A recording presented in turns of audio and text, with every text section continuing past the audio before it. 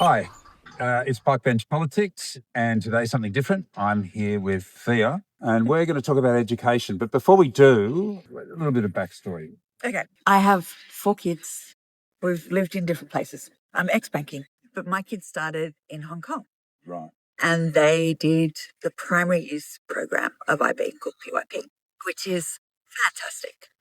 The kids learned just by doing, and it was inquiry-based learning. Right. So no teacher standing at the front of the room telling them stuff. It was all about... What, no blackboard and chalk? They moved to Australia. They were still in primary school.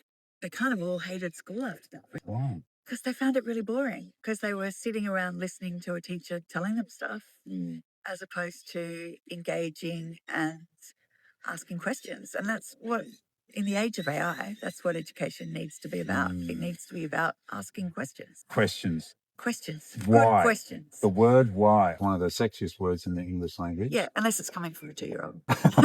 Okay, fair enough.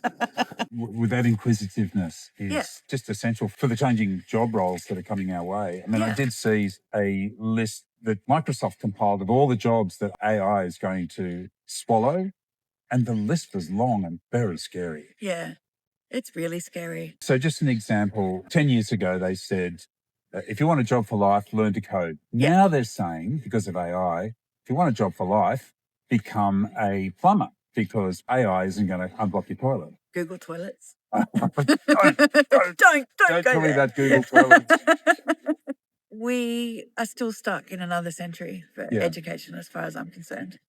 Everything from the school hours to the curriculum, we need to wake up. 4 kids through the education system, funding.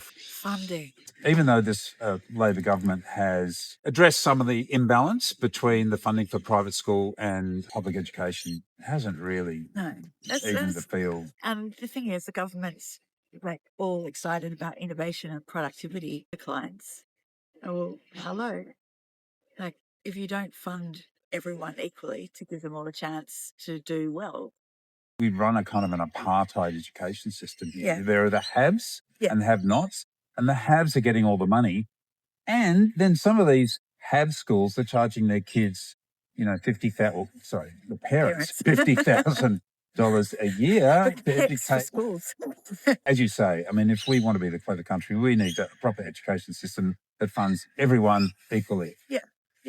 And that's what they've done in a lot of Nordic countries. So, I mean, if we look at best examples around the world, why are we doing something so different? The 3 countries that stand out are Norway, Finland, and Japan. Yep.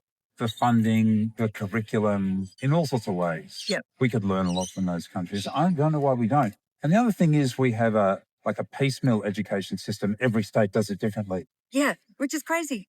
We're a tiny population. We're less than a lot of cities around the world. Why do we have different systems in different states? That makes no sense to me. If you were the good party's Minister for Education, what would you do? I'm giving you a week. Okay. You know what? The first thing I'd do would be to scrap standardised testing. So many schools are teaching to the test. Yeah. And HSC is about learning for the test. Yeah, rote learning. They're rote learning essays. Yeah. It's hardly going to give them a flexible mind for the future that they're going to need to have. Yeah, exactly. They are literally predicting the questions and rote learning an answer, which is insane. Maybe they need to teach people how to use their imagination. I would set up an Australian version of Khan Academy, online learning, where kids are progressing through the learning at their own pace. So once they master something, they move on. And then all kids have access to the same best practice information for learning. It doesn't matter if you're at, private school or a school that's falling down. You've all got access to that one system that is the best of the best. And, why aren't we doing that? We're living in the age of technology. We should be using it.